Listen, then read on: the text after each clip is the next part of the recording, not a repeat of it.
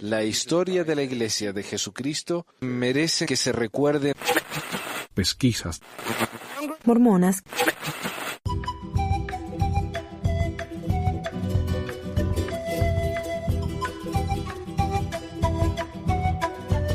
Bienvenidos a otra edición de Pesquisas Mormonas, les habla Manuel. Hoy estoy volviendo al programa. Yo les dije que fueron varias razones las que me fui por un tiempo. Una parte muy grande fue la negatividad de algunos ex amigos que me trataron tan mal, no me dieron el beneficio de la duda, pensaron lo peor que pusieron de mí y me hicieron sentir horrible, ¿no? Hablaron mal de mi mamá, que en ese momento se estaba muriendo.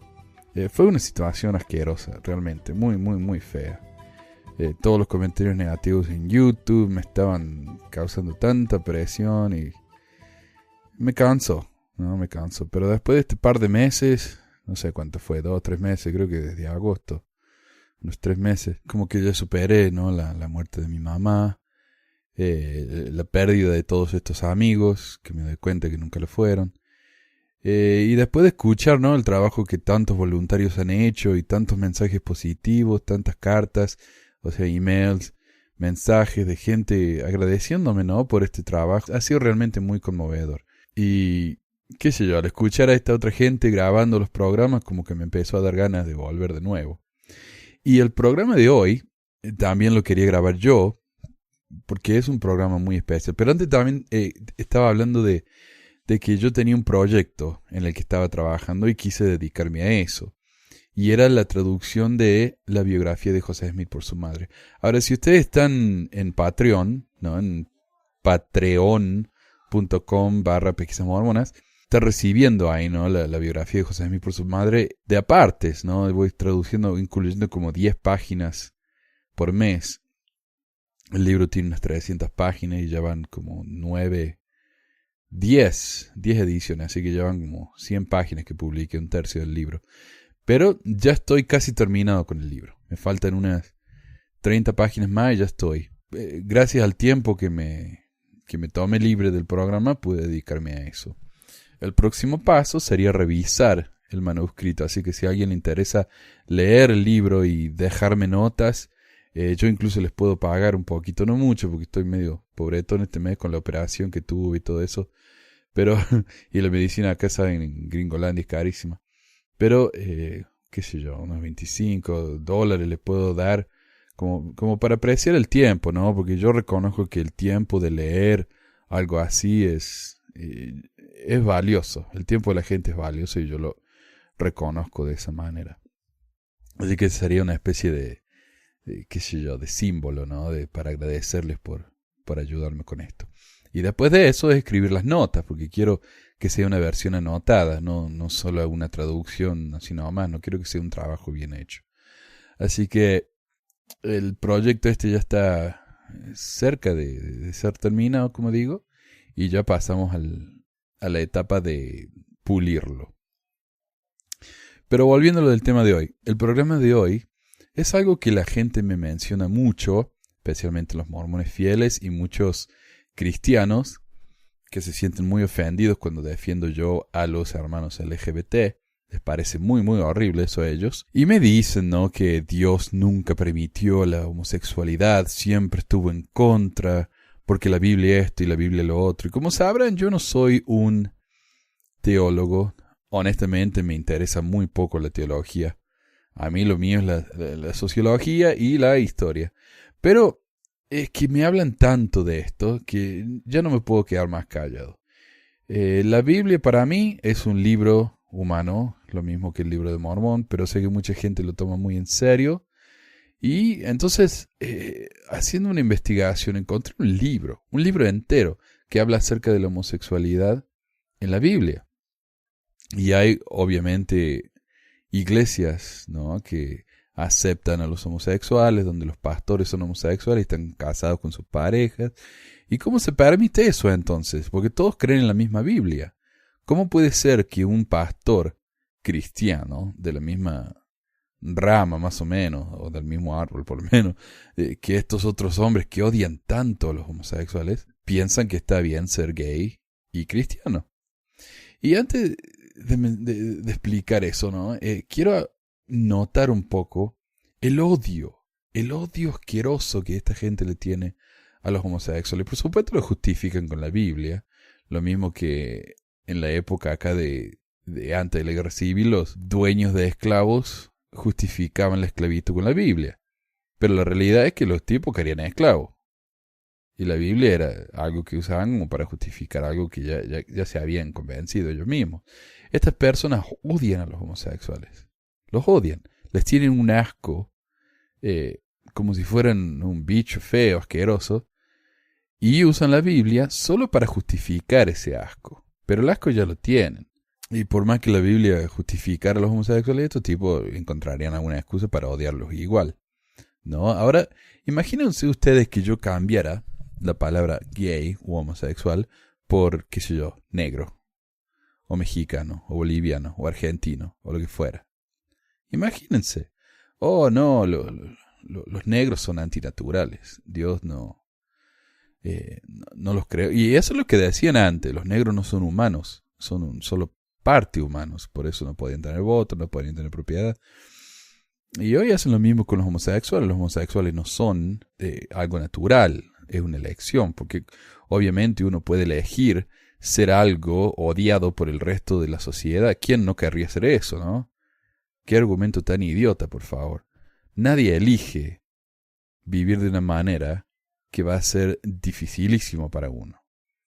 Además, piénsenlo, si ustedes son heterosexuales, están atraídos al sexo opuesto, ¿realmente piensan que la homosexualidad es una elección? ¿Ustedes podrían elegirlo? ¿Ustedes podrían realmente decir, ok, de ahora en adelante voy a acostarme con, si soy un hombre, voy a acostarme con hombres nomás? Si soy una mujer, me voy a acostar con mujeres nomás. Me gustan, si soy un hombre, me gustan las mujeres, pero de ahora en adelante con hombres nomás. ¿Qué tipo de elección es esa? Especialmente cuando uno está atraído al sexo opuesto. O sea, ¿cómo puede ser eso una elección? Yo no entiendo el razonamiento de esta gente que dice eso. El libro este que encontré se llama La homosexualidad en la Biblia y habla, es un pastor, ¿no? Que él es homosexual y él ha hecho una investigación muy seria. Y también la otra razón por la que decidí leerlo yo, este artículo, es porque hay muchas partes que son análisis de las palabras griegas, ¿no? Originales de la Biblia. Y ese es un tema que me interesa muchísimo a mí, aunque hace como casi 20 años que dejé de estudiar griego, pero me gustó mucho, ¿no? Poder investigar, buscar en el diccionario de griego y ver realmente lo que esas palabras significan. Y me gustó.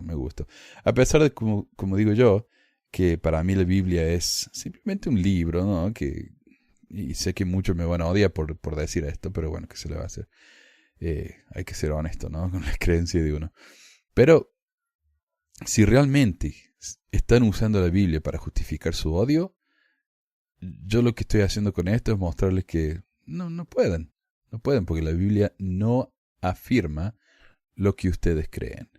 Así que empecemos. Bueno, la homosexualidad en la Biblia por el reverendo Justin Cannon. Y dice él, ¿qué dice la Biblia sobre la homosexualidad? ¿La Iglesia debería permitir la bendición de los matrimonios homosexuales? ¿Una persona homosexual en una relación seria puede obtener el sacerdocio o incluso ser un obispo? ¿Y la tradición? ¿Qué les digo a mis amigos o parientes que son gays? ¿Deben mantenerse solteros para toda la vida?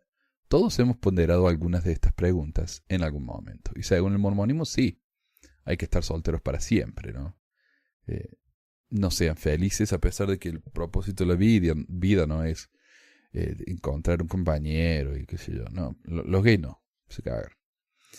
Este estudio es el resultado de mucha investigación, diálogo y reflexión. Un día me senté y decidí, quiero saber de una vez por todas lo que la Biblia realmente dice sobre la homosexualidad y quiero compartir con ustedes un estudio de 6 versículos de la Biblia que han sido usados frecuentemente con referencia a la homosexualidad, así como explorar la homosexualidad en el contexto de la tradición cristiana. Y es cierto, porque las escrituras a las que uno se refieren siempre son las mismas, especialmente la de Levíticos, ¿no? Pero me gusta que él analiza esas escrituras específicamente en un contexto muy específico.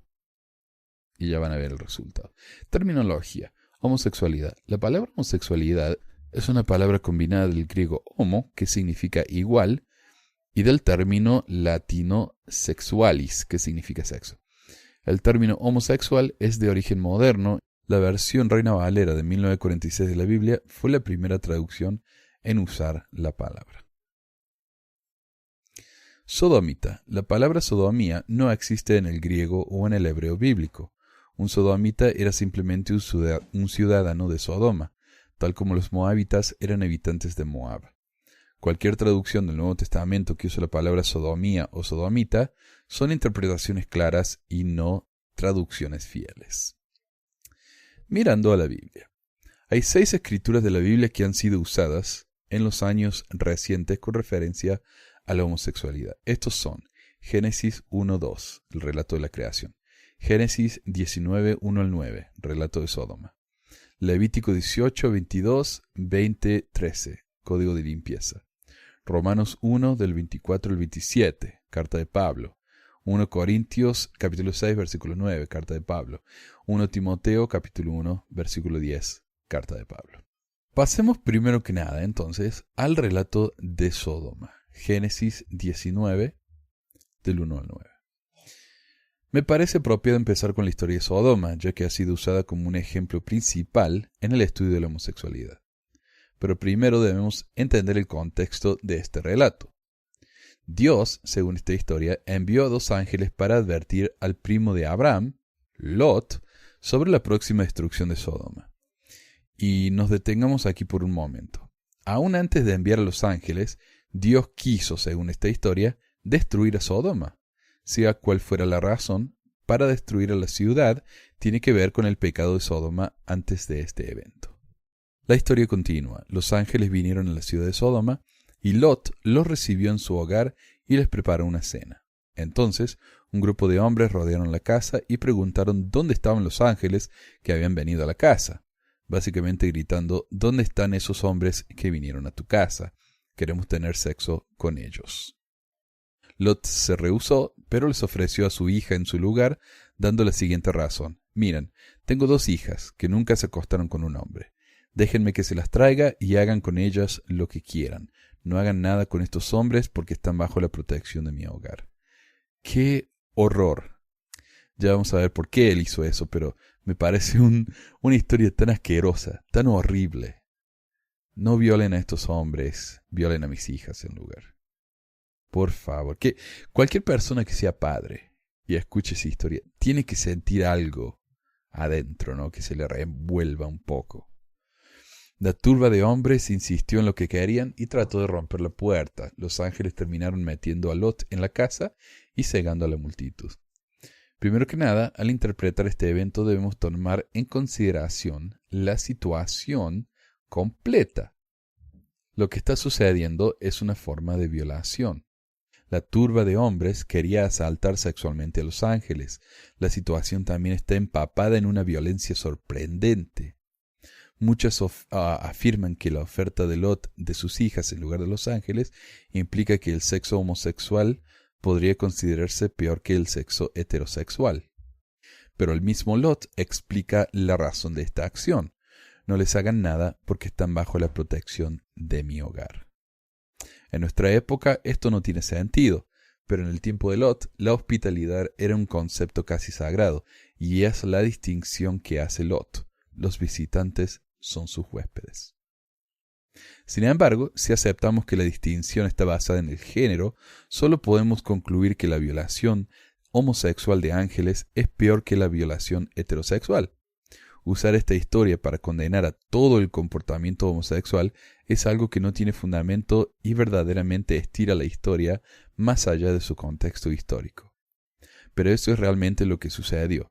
Jeffrey S. Silker escribió en referencia a esta distorsión del texto en Theology Today: el pecado del adulterio de David con Betsabé no hace que todas las expresiones heterosexuales sean un pecado. Claro, o sea, la violación de los ángeles no era horrible, un acto asqueroso y pecaminoso porque eran hombres. No, era un acto horrible, pecaminoso, porque estaban abusándose de los huéspedes de Lot. Y la hospitalidad, como dice acá, era algo sumamente respetado en esa época. Lo mismo con el tema de David y Betsabé. No es que el acto sexual sea el pecado, sino todo lo que hizo David para tener sexo con Betsabé, una mujer casada, y además para matar a su esposo y todo eso, ¿no? Pero solo porque su acto con ella haya sido malo, no quiere decir que todas las relaciones sexuales sean malas. Una interesante desconexión con esta historia. En la traducción de la Biblia de Wycliffe, de 1508 al inglés medio, la palabra griega arsenokoitai, en 1 Corintios 6:9, fue traducido como el pecado de Sodoma. La interpretación de Wycliffe es que arsenokoitai tenía algo que ver con la historia de Sodoma, aunque nada en el Nuevo Testamento implica tal cosa. El autor podría haber escrito pecado de Sodoma si quería hacerlo. Si la traducción de su Biblia usa sodomita en la lista de 1 Corintios 6:9, es a causa de Wycliffe, porque él fue el primero en usarlo de esa manera. Vamos a analizar en detalle la palabra arsenokoitai más adelante en los textos de 1 Corintios y 1 Timoteo. Sin embargo, es increíble ver cómo la historia de Sodoma, llena de violación y violencia, ha tomado un papel tan central en el tema de la homosexualidad y más precisamente en el desarrollo de la palabra sodomita como se la usa hoy. Y hablando de la palabra arsenokoitai, este sustantivo griego está formado al unir el adjetivo griego de varón, arseno, y kamas, koitai. Literalmente la palabra significa cama de varón. Se encuentra en 1 Timoteo 1:10 y en 1 Corintios 6:9. Esta es la primera aparición de esa palabra en la literatura griega que se ha preservado, y fuera de esos dos versículos, esta palabra no aparece en el Nuevo Testamento. El significado de la palabra es cuestión de debate, a causa de la oscuridad de la palabra y la falta de fuentes externas para que echen luz sobre su significado. Debemos obtener una interpretación de su definición del texto. Y hay poco contexto, como dice. Esa palabra, que se ha traducido como sodomita, se usa 2 veces en la Biblia. Eso es todo. Y como decimos, significa cama de varón. En 1 Timoteo 1, del 8 al 10, y dice: Pero sabemos que la ley es buena, si uno la usa legítimamente, conociendo esto, que la ley no fue dada para el justo, sino para los transgresores y desobedientes, para los impíos y pecadores, para los irreverentes y profanos, para los parricidas y matricidas, para los homicidas, para los fornicarios, para los sodomitas. Y ahí está la palabra arsenokoitai, ¿no? Para los secuestradores, para los mentirosos y perjuros, y para cuanto se oponga a la doctrina sana. Recordemos que la palabra traducida como sodomitas es la palabra griega arsenokoitai. Nuestra pregunta ahora debería ser: ¿de qué está hablando? Para responder esta pregunta, comencemos dividiendo esta oración en sus partes estructurales. Se puede ver estos grupos reflejados debajo en el español, así como en el griego. El Nuevo Testamento fue escrito originalmente en griego. 1 Timoteo 1, del 9 al 10. A. Transgresores, desobedientes. B. Impíos, pecadores. C. Irreverentes, profanos. D. Parricidas y matricidas y homicidas. E. Fornicarios, sodomitas, secuestradores. F. Mentirosos y perjuros, cuanto se oponga a la doctrina salva. Como podemos ver, parece haber alguna relación entre las palabras en cada lista. Pero ¿qué pasa con la línea E? ¿Qué tienen en común los fornicarios, sodomitas y los secuestradores? Para responder esta pregunta, debemos explorar el griego. Las 3 palabras presentadas en la línea E son pornoi, arsenokoitai y andrapodistai. Algunas de las traducciones de la Biblia al español son la Reina Valera de 1960, la Nueva Traducción Viviente, o la NTV, la Nueva Versión Internacional, NBI, y la Biblia de las Américas, LBLA. Estas 3 son, respectivamente, traducidas de la siguiente manera. La palabra pornoi, según la Reina Valera, es fornicario. Según la NTV, los que cometen inmoralidades sexuales. Según la NBI, adúlteros. Según la LBLA, inmorales. Traducción literal, fornicario. Arsenokoitai, que significa Según la Reina Valera, sodomitas. Según la NTV, los que practican la homosexualidad. Según la NBI y según la LBLA, homosexuales. Aunque la traducción literal es más como quien se profana con hombres. Andropodistai, según la Reina Valera, significa secuestradores. Según la NTV y según la NBI, traficantes de esclavos. Y según la LBLA, secuestradores. Traducción literal, robadores de hombres.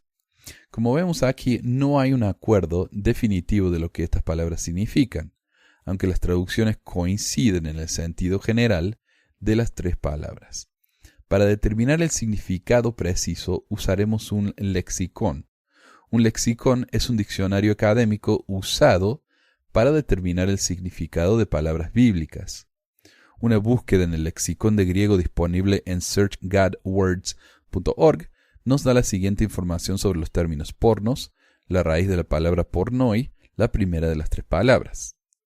Pornos deriva del verbo pornemi, que significa vender, y se dan las siguientes tres definiciones. Un varón que prostituye su cuerpo a la lujuria del otro. Un prostituto varón. Un varón que consiente a relaciones sexuales ilícitas. Un fornicador. Andropodistes, la raíz de la palabra andropodistai, la tercera palabra, nos da las siguientes definiciones. Comerciante de esclavo, secuestrador, robador de hombres. Uno que injustamente reduce a los hombres libres a la esclavitud. Uno que roba a los esclavos de otros y los vende. Arsenokoitai, como indicamos previamente, esta forma de la palabra varón, arseno, y kama, koitai. En griego, la palabra koitai literalmente significa cama, pero es usado comúnmente como un eufemismo de alguien que tiene sexo. Arseno es un prefijo adjetivo y por lo tanto podemos traducir arsenokoitai como encamado con varón. Ahora, podemos derivar un entendimiento exacto de la palabra arsenokoitai basado en las dos palabras que la rodean. Primero que nada tenemos 1, prostituto varón esclavizado.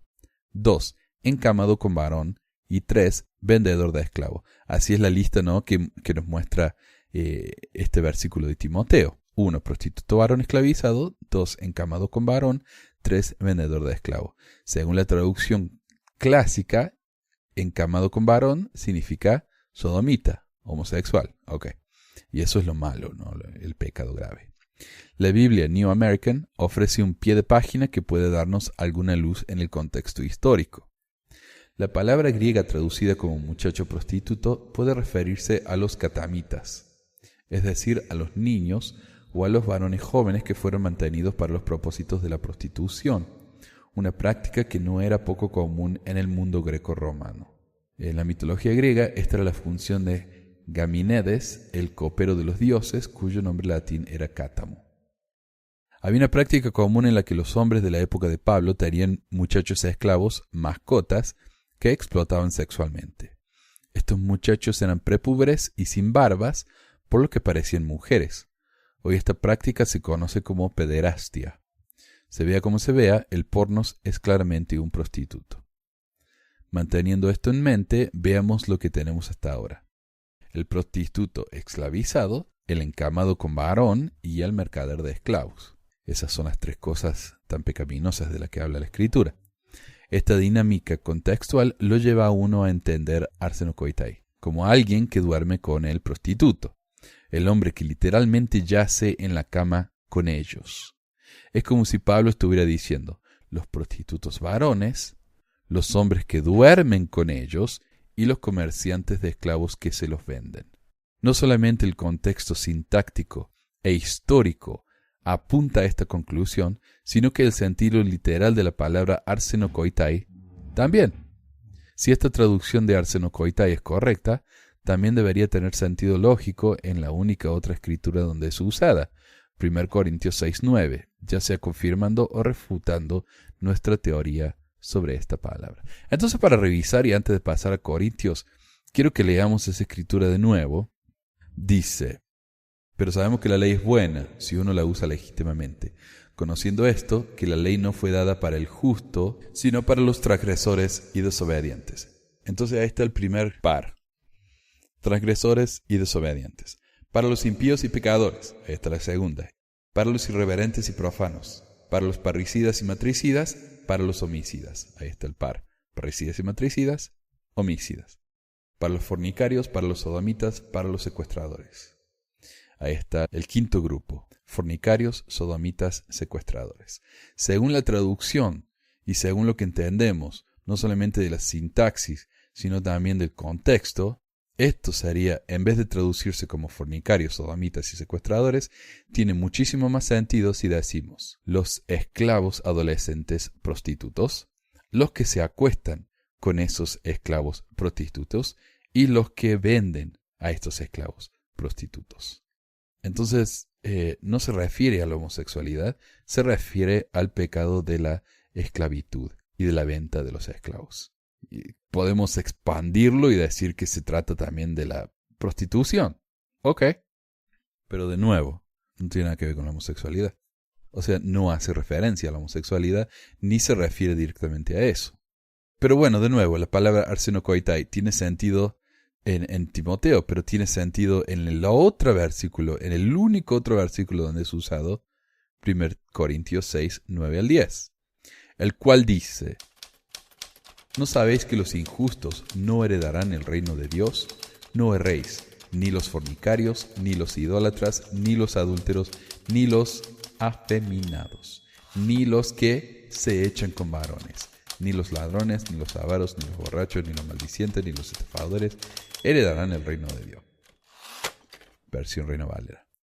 La palabra traducida como afeminados es malakos, la cual es la forma singular de la palabra malakoi, y el segundo término es arsenokoitai. Nuestra palabra, ¿no?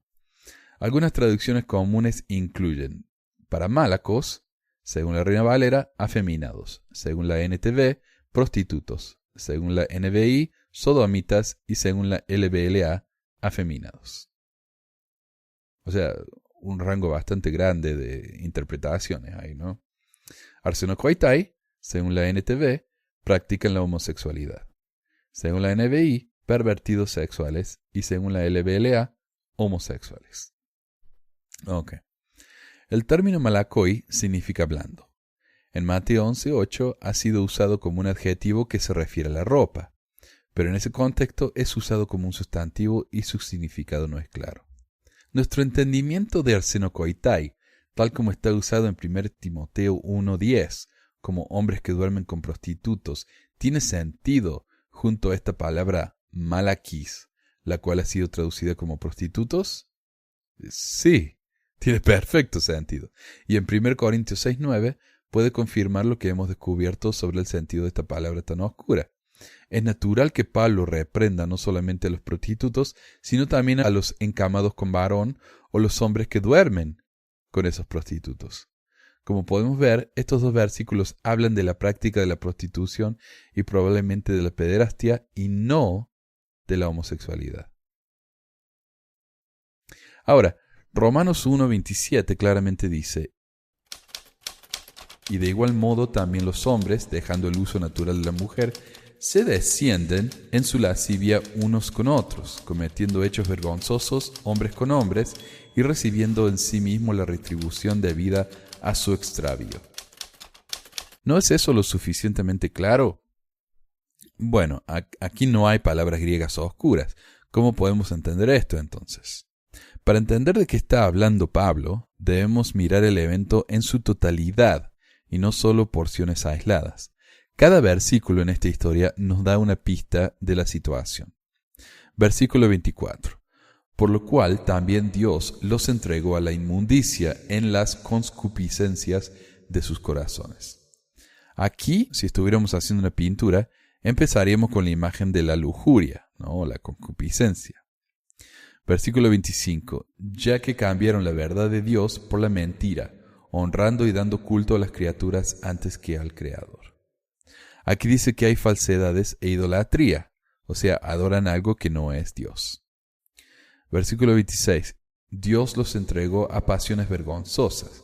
Aquí la palabra atimías es traducida como vergonzosas, pero es traducido como degradantes en la NBLH y la LBLA, una de las otras versiones de la Biblia. pero esta palabra, según el diccionario de griego, significa deshonra o deshonroso. En resumen, el problema es de lujuria, falsedades, idolatría y pasiones deshonrosas. Versículo 26-27. Sus mujeres cambiaron la función natural por la que es contra la naturaleza, y de igual modo también los hombres, dejando el uso natural de la mujer, se encendieron en su lascivia unos con otros, cometiendo hechos vergonzosos hombres con hombres. Si nos enfocamos primero en los hombres, esto nos va a ayudar a clarificar el mensaje. Los hombres dejando el uso natural de la mujer. No dice que nunca se interesaron las mujeres, sino que dejaron sus relaciones naturales con la mujer, lo cual es natural para ellos. La palabra griega que se traduce como dejar es afente, lo que significa abandonar, abdicar, olvidar. Por lo tanto, estos hombres olvidaron sus propias naturalezas, las de la heterosexualidad, y se llenaron de pasión por el otro. Las mujeres hicieron lo mismo.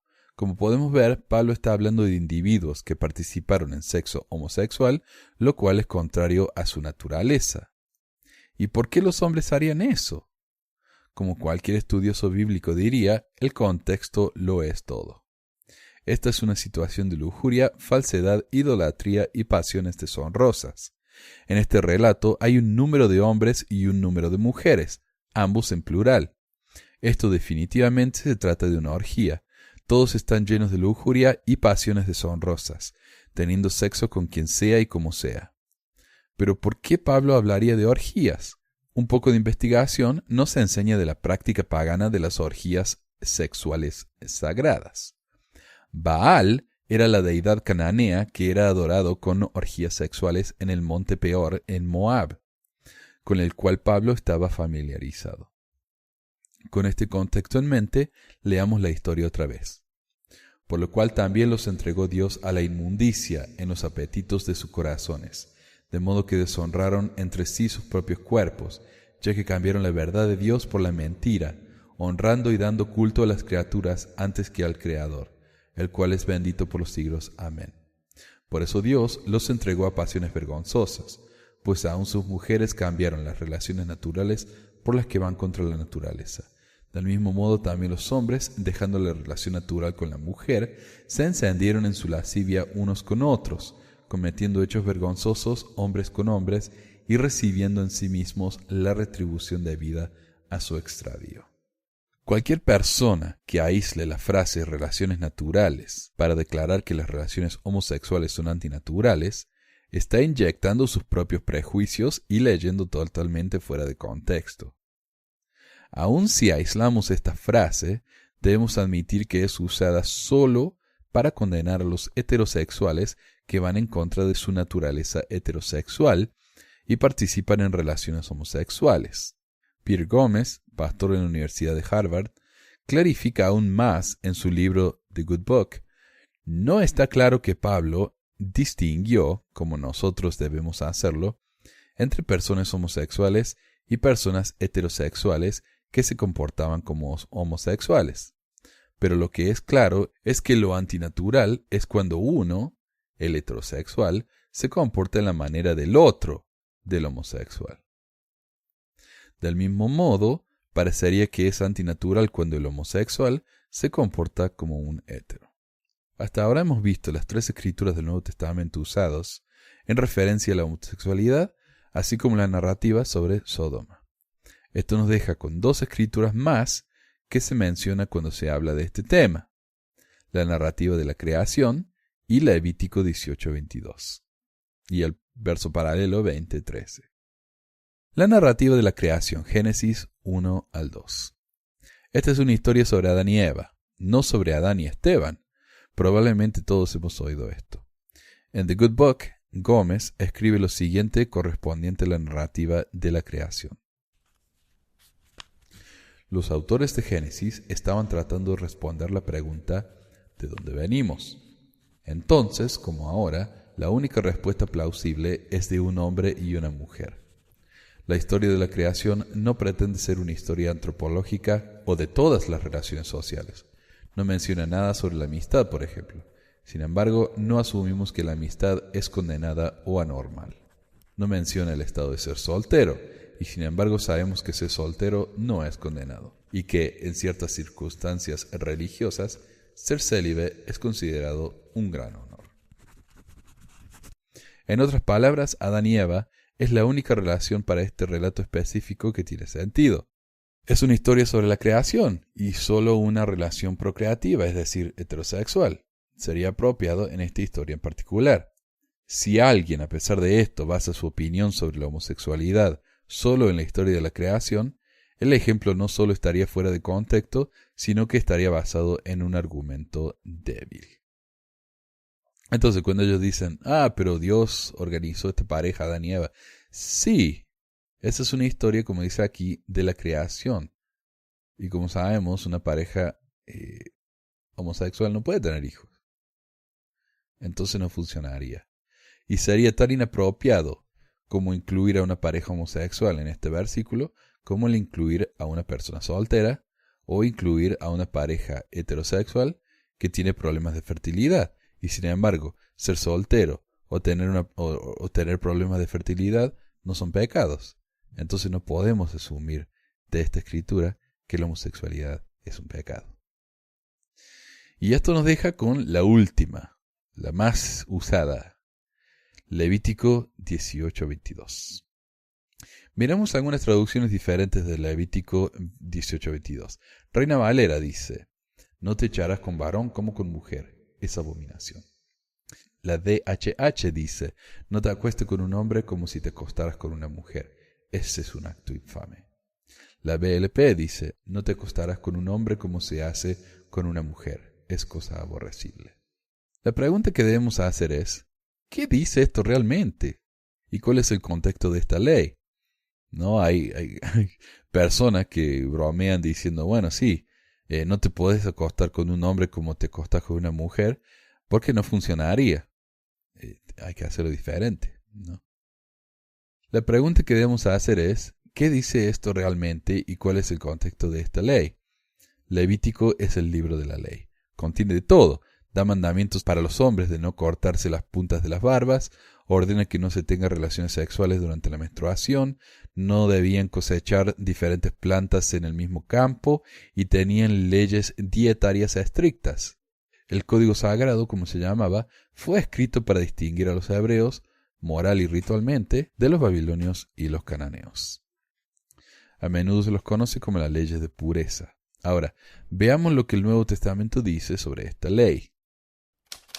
Así también vosotros, hermanos míos, habéis muerto a la ley mediante el cuerpo de Cristo para que seáis de otro, a saber, del que resucitó de entre los muertos, a fin de que llevemos fruto para Dios. Porque mientras estábamos en la carne, las pasiones pecaminosas que eran por la ley actuaban en nuestros miembros llevando fruto para muerte.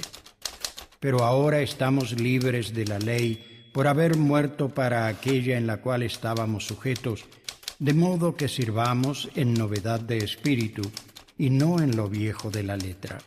Pero antes que viniese la fe, estábamos guardados bajo la ley, encerrados para aquella fe que iba a ser revelada. De manera que la ley fue nuestro ayo para llevarnos a Cristo, a fin de que fuésemos justificados por la fe. Pero ahora que ha venido la fe, ya no estamos bajo ayo, porque todos sois hijos de Dios por la fe en Cristo Jesús. Otras escrituras de la ley del Nuevo Testamento incluyen 2 Corintios 3:6, Colosenses 2:13-15, Hebreos 8:8-13, Romanos 10:1-4. Si no estamos bajo la ley, ¿eso quiere decir que podemos mentir, engañar, robar, etc.? En Romanos 6:15, Pablo responde esta pregunta. De ninguna manera. ¿No fue Cristo mismo quien dijo en Mateo 5:17 que Él no vino a abolir la ley sino a cumplirla? ¿Y qué es la ley? Una vez se le preguntó a Jesús, Maestro, ¿cuál es el gran mandamiento de la ley? Jesús le dijo, amarás al Señor tu Dios con todo tu corazón y con toda tu alma y con toda tu mente. Este es el primer y gran mandamiento. Y el segundo es semejante, amarás a tu prójimo como a ti mismo. De estos dos mandamientos depende toda la ley y los profetas. Esto está en Mateo 22:36-40 en la versión de la Reina Valera. Pablo más tarde repitió esta idea en Romanos cuando escribió: no debáis a nadie nada, sino el amaros unos a otros, porque el que ama al prójimo ha cumplido la ley. Porque no adulterarás, no matarás, no hurtarás, no dirás falso testimonio, no codiciarás, y cualquier otro mandamiento en esta sentencia se resume: amarás a tu prójimo como a ti mismo. El amor no hace mal al prójimo, así que el cumplimiento de la ley es el amor. La tradición cristiana ha distinguido a las leyes del Antiguo Testamento que tienen relaciones con la pureza y a las que tienen que ver con la moralidad, y las últimas todavía se aplican. Si el amor es el verdadero cumplimiento de la ley, entonces para los cristianos no debería ser el amor la vara de medida que determine bajo qué ley estamos regidos, o sea, cuáles son las leyes morales. ¿Entendemos? La ley antigua, entonces el Antiguo Testamento, eran de pureza. ¿Cuántos pasos podemos caminar? La circuncisión y cosas así. El Nuevo Testamento son leyes morales. Cómo actuar, lo que podemos pensar, el amor y todo eso, ¿no? Más moralidad. Ahora, volvamos a mirar el versículo. Si lo traducimos literalmente del hebreo, Levítico 18:22 dice: y con un hombre no te echarás echadas de una mujer. Pero primero que nada, echar echadas no tiene una interpretación clara. La única manera de interpretar esto es insertar algo que pueda crear una traducción con más sentido. Por ejemplo, uno puede insertar como las o en las después de echarás y queda así, miren, a ver. Y con un hombre no te echarás como las echadas de una mujer. Y con un hombre no te echarás en las echadas de una mujer. Aún así, aun si aceptamos las traducciones españolas, debemos entender el contexto histórico de cómo un hombre se echa con una mujer, ya que este es el calificativo de la frase. El rabí Arthur Waskow explica: la estructura de la sexualidad en la Torah asume un hombre dominante y a una mujer subordinada. La condición entera de la mujer en este tiempo era muy inferior a la del hombre, y las mujeres incluso eran consideradas propiedades del hombre. Esta creencia con respecto a las relaciones del género es rechazada por la mayoría de las iglesias cristianas de hoy, pero para que tenga sentido en esta ley judía específica, debemos considerar el contexto en el que fue escrito. No podemos ignorar la segunda mitad de la oración, como con mujer, como dice la mayoría de las traducciones.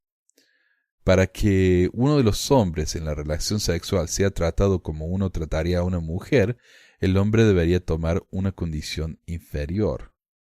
El hacer eso significaría reducirlo a la pobreza y en efecto profanar la imagen de Dios, a la cual se la considera al hombre. Para comprender la ley completamente, debemos considerar el contexto histórico en el que fue escrita. El Antiguo Testamento era inicialmente parte de las escrituras hebreas de la gente judía. La Septuaginta era una traducción antigua del Antiguo Testamento de su original hebreo al griego. Fue la versión del Antiguo Testamento que citaron los escritores del Nuevo Testamento cuando citaron esa escritura. La palabra hebrea en esta ley específicamente se traduce como abominación o acto aborrecible y fue traducido en la Septuagenaria a la palabra griega bdelugma. Según el diccionario bíblico de griego de William Mounce, esta palabra significa abominación, algo detestable o idolatría con todas sus poluciones. Esto parece apuntar a la idea de que esta ley específica tiene más que ver con la pureza ritual y con los hebreos no siendo como los idólatras babilonios o cananeos. Como vemos, esta ley no es tan simple como parece. Primero que nada, tenemos una ley muy poco clara. Y con un hombre no te acostarás como con una mujer. Segundo, debemos considerar el contexto histórico de cómo los hombres trataban a las mujeres en los encuentros sexuales. Tercero, como se nos revela por medio de Cristo bíblico, el cumplimiento de la ley es verdaderamente el amor. Las violaciones, los robos, el odio, etc. son inmorales porque no están en línea con la ley del amor, lo cual Cristo enmarca tan perfectamente cuando se le preguntó sobre la ley. No amarás a Dios, amarás a tu prójimo. ¿Una relación homosexual sería una violación de esa ley? ¿Podríamos ser como los fariseos y saduceos, tratando de desmenuzar esta ley para siempre, pero si lo estudiamos más cercanamente, la vida de Cristo realmente revela el espíritu de la ley. Seguramente esto es lo que quiso decir Pablo cuando escribió: Pero ahora estamos libres de la ley por haber muerto para aquella en que estábamos sujetos, de modo que sirvamos según el régimen nuevo del espíritu y no bajo el régimen viejo de la letra. Romanos 7:6. Conclusión del estudio de las Escrituras. Como vemos, la Biblia realmente no habla del tema de la homosexualidad. Jesús nunca habló de eso. Los profetas nunca hablaron de eso. En Sodoma, la actividad sexual es mencionada en el contexto de la violación, y violación de ángeles. Y en Romanos 1, 24-27 lo encontramos mencionado dentro del contexto de la idolatría, adoración de Baal que incluía la lujuria y las pasiones deshonrosas. 1 Corintios 6:9 y Timoteo 1:10 hablan sobre la actividad sexual en el contexto de la prostitución y probablemente de la pederastia. En ningún lado la Biblia habla de una relación homosexual seria y amorosa.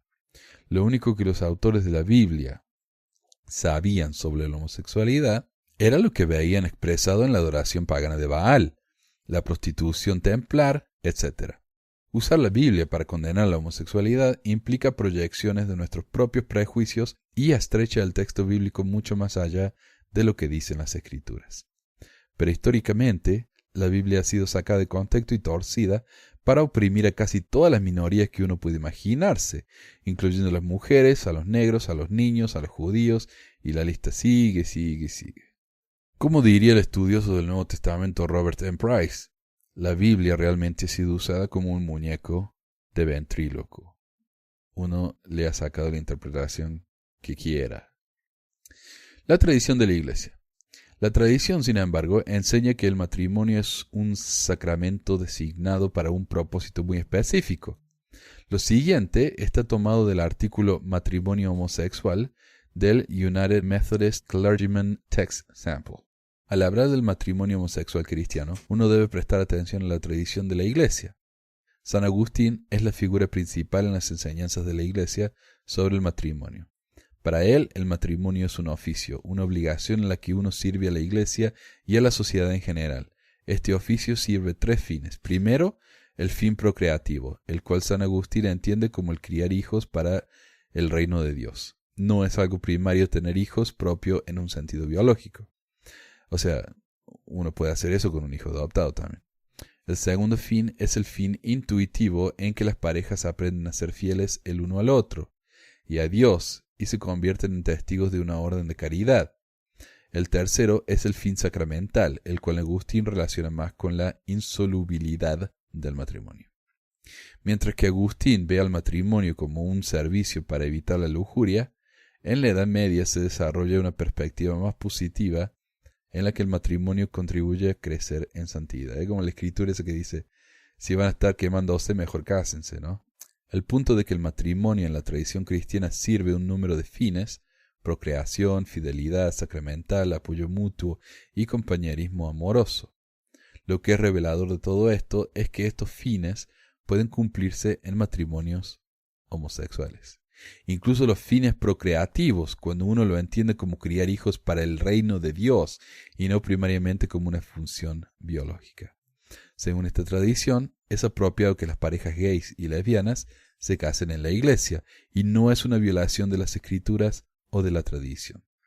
Algunos cristianos niegan este argumento mostrando Marcos 10, 7 al 8, donde Jesús dice: Por esto dejará el hombre a su padre y a su madre, y se unirá a su mujer, y los dos serán una sola carne.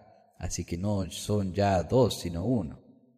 Ellos hacen el argumento de que esta es la única forma de matrimonio que se puede hacer si uno sigue las Escrituras. El problema mencionado en este pasaje, sin embargo, es el divorcio. Jesús está respondiendo a una prueba sobre su autoridad. Extender esta respuesta para que se convierta en una negación general del matrimonio homosexual va más allá de lo que dice el texto. Lo que es más, fue dicho por un Cristo soltero que abandonó a su madre y a su padre para participar en su misión en la carne. Ya que estamos hablando con un Cristo que hizo estas cosas para cumplir con una razón diferente, debemos estar abiertos a las otras opciones y posibilidades, especialmente las opciones que cumplen los fines del matrimonio cristiano tradicional. Y por eso yo creo que es que la iglesia mormona, por ejemplos como este, es que han decidido que Jesús en realidad estaba casado, aunque no tenemos absolutamente ninguna evidencia de eso. Pero eso es lo que pasa con los líderes mormones, ¿no? Es que si algo no encaja en la Biblia con lo que ellos enseñan, entonces uno tiene que creerlos a ellos sobre la Biblia. ¿Por qué? Porque Dios les habla directamente, ¿no? Revelación continua. Ahora, si uno cree en la Biblia, tiene primero que nada que creer en Dios y luego tiene que creer que Dios realmente inspiró la Biblia, ¿no? Pero cuando uno es mormón, tiene que creer en Dios, en la Biblia, y tiene que creer que Dios les habla a esos profetas y que, por lo tanto, lo que dicen esos profetas es directamente lo que le está diciendo Dios. O sea, va mucho más allá, ¿no? Lo que se nos requiere de nuestra credibilidad en la iglesia mormona. En conclusión, las enseñanzas bíblicas no hablan de una gran cantidad de prácticas sexuales, entre ellas el matrimonio homosexual. Lo que es más, los fines del matrimonio, como se entienden en la tradición de la iglesia, son cosas que el matrimonio homosexual fácilmente puede cumplir. El sacramento del sexo. Están aquellos que dicen que este tema es mucho más simple y se limita al sexo. Ellos pueden decir, no es la función inherente del sexo la procreación, y es algo que el sexo homosexual no puede hacer. La resolución de la 9ª Conferencia de Lambeth de 1958 escribió sobre el tema del sexo: las relaciones sexuales no son la única manera del lenguaje de amor terrenal, pero es en su uso correcto y pleno la forma más reveladora. Es un dar y recibir en la unión de dos espíritus libres, lo cual en sí mismo es bueno. Por lo tanto, es absolutamente incorrecto decir que tal relación sexual no puede darse excepto con la intención de tener hijos. Y como nota aparte, como nota mía, debe tenerse en cuenta que muchas parejas no pueden tener hijos, por lo que si el sexo solo fuera para procreación, la gente estéril no podría casarse, y el matrimonio debería estar prohibido para las parejas de edad, en las que ya no se pueden reproducirse. Sin embargo, este no es el caso. Entonces, ¿por qué se les niega el matrimonio a las parejas gays porque no pueden reproducirse? ¿No es esto un doble estándar? Conclusión. Como hemos visto, las escrituras no dicen mucho sobre la homosexualidad. Lo que es más, hemos llegado a ver que el sexo homosexual dentro del matrimonio puede cumplir con uno de los fines divinos del sexo, es decir, unitivo, y que tal matrimonio también encaja con el entendimiento tradicional cristiano del sacramento del matrimonio. Como nota aparte, aceptamos que es verdad que no somos solo seres espirituales y mentales, sino físicos y sexuales. ¿Tiene sentido que a un gran porcentaje de los hijos de Dios se les prohíba vivir una parte fundamental de quienes son? ¿Este grupo debería ser forzado a vivir sin la afección e intimidad que viene de un compañerismo comprometido? Sin embargo, es exactamente lo que pasa. Homosexuales en la iglesia no solo están entre los grupos marginalizados, sino que a menudo son víctimas de violencia y llevados al suicidio porque no pueden encontrar ningún sentido en sus emociones en luz de lo que creen que dice la Biblia, o porque a causa de una falta de entendimiento de lo que la Biblia realmente dice o no dice, son muy a menudo llevados a dejar a la iglesia. Necesitamos apoyar a este grupo de gente, no a pesar de la tradición y las escrituras, sino en luz de esas escrituras y esa tradición. La combinación de ignorancia y prejuicios disfrazados de moralidad hacen que la comunidad religiosa y su abuso de las escrituras en este asunto sean moralmente culpables.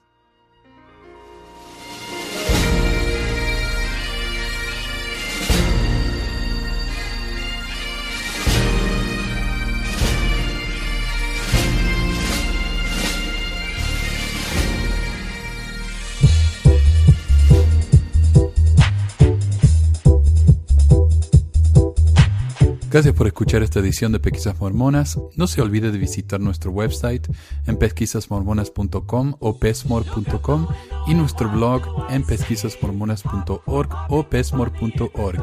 También tenemos un grupo de Facebook donde la discusión siempre es animada, y si tiene un comentario, pregunta o hate mail, puede enviarlo a manuel@pesquisasmormonas.com. Y si por alguna razón ha abandonado la iglesia y ya no sabe qué hacer con todos esos miles de dólares extras, ahora que ya no paga el diezmo, le agradeceríamos si nos envía $1 o $2 por medio de Patreon en patreon.com/pesquisasmormonas o en paypal.me/pesquisasmormonas para ayudarnos a cubrir los gastos de domain y hosting del podcast. Muchas gracias de nuevo y hasta la próxima semana.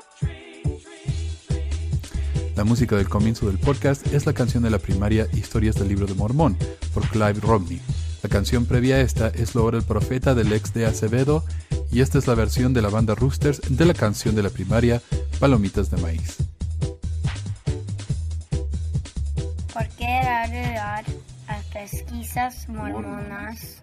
Para que mi papá pueda parar los websites del podcast y de los videos. Gracias.